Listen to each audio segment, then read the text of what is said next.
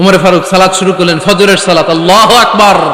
In the mean time Abu Lulu এই খঞ্জর নিয়ে উমর ফারুকের বুকের মধ্যে 3টা স্টেবিং করলেন। একটা মারলেন নাভির নিচে, মারার সাথে সাথে পাকস্থলী কেটে গেল। আরেকটা মারলেন পাজরে, পাজর ছিঁড়ে গেল। 3টা মারার পরে উমর ফারুক বললেন, কাতালানি আল কাল, এক কুকুর আমাকে মেরে ফেলেছে। পেছন থেকে এক সাহাবীকে টান মেরে সামনের দিকে নিয়ে গেলেন, তুমি নামাজের ইমামতি করাও। আর ওমরে ফারুককে বাকিরা ধরাধরি করে পেছনে নিতে আরম্ভ করলেন। আর এই আপতাই আক্রমণ যে করেছে, সে কাতারের মাঝখান দিয়ে যেতে আরম্ভ করলো আর 2 দিকে ছুরি মারতে আরম্ভ করলো। 13 জন সাহাবীর গায়ে ছুরি মেরেছে, 7 জন সাহাবা স্পট ডেথ, জায়গায় মৃত্যু।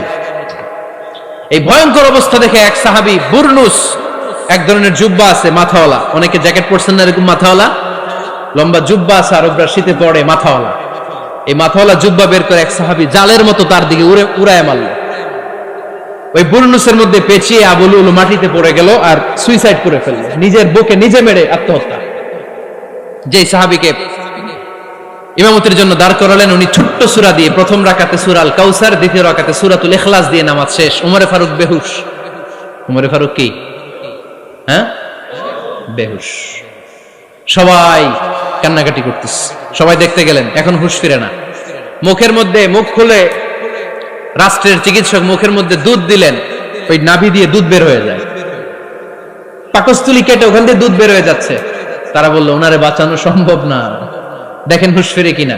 হুঁশ ফিরলে ওনার পরে কে আমির হবে, উনি যেন প্যানেল ঠিক করে দিয়ে যায়। সবাই তাকিয়েছে ওমরে ফারুকের চোখের দিকে। আল্লাহর মেহেরবানিতে ঘন্টা খানিক পরে উনি চোখ খুললেন।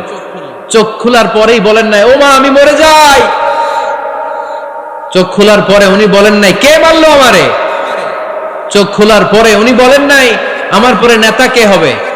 চোখ খোলার পরে সর্বপ্রথম কথাটি ছিল, আসল্লান নাস, আমার নেতৃত্বে যে ফজরের নামাজটা শুরু হয়েছিল এটাকে ঠিকমতো তোরা পড়েছিলি? আমার নেতৃত্বে যে ফজরের জামাত শুরু হয়েছিল সেটা ঠিকঠাক মতো সমাপ্ত হয়েছিল কিনা আগে বল। আসল্লান নাস, নামাজটা হয়েছে কিনা বল। সুবহানাল্লাহ বলতে পারলেন না? This is Omar, hour super hero. নেতা অনেকগুলো লাগে না, এরকম নেতা একটাই যথেষ্ট যে গোটা বিশ্বকে কাঁপায় দিতে পারে। চিল্লায় বলো ঠিক কিনা?